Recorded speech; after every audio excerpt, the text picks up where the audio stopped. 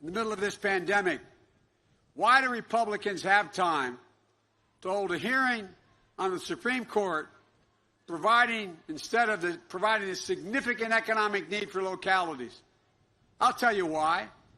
It's about finally getting his wish to wipe out the Affordable Health Care Act.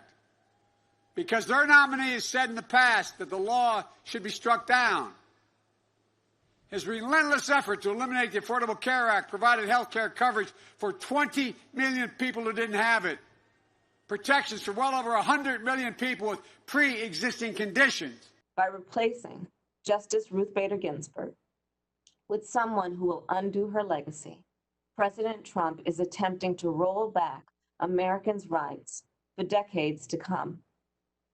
Every American must understand that with this nomination, equal justice under law is at stake. Our voting rights are at stake.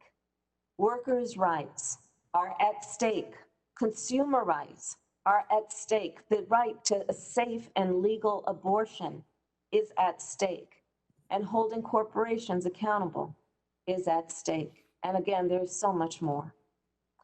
So, Mr. Chairman, I do believe this hearing is a clear attempt to jam through a Supreme Court nominee who will take health care away from millions of people during a deadly pandemic that has already killed more than 214,000 Americans. Decisions like Brown versus Board of Education, which opened up educational opportunities for Black boys and girls. Roe versus Wade, which recognized a woman's right to control her own body.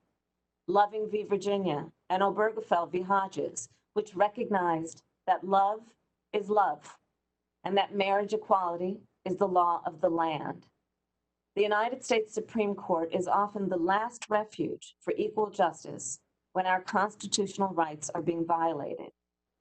Justice Ruth Bader Ginsburg devoted her life to fight for equal justice. This hearing has brought together more than 50 people to sit inside of a closed-door room for hours while our nation is facing a deadly airborne virus. Yet the Senate majority is rushing this process and jamming President Trump's nominee through the Senate while people are actually voting, just 22 days before the end of the election. More than 9 million Americans have already voted, and millions more will vote while this illegitimate committee process is underway. I believe we must listen to our constituents and protect their access to health care and wait to confirm a new Supreme Court justice until after Americans decide who they want in the White House.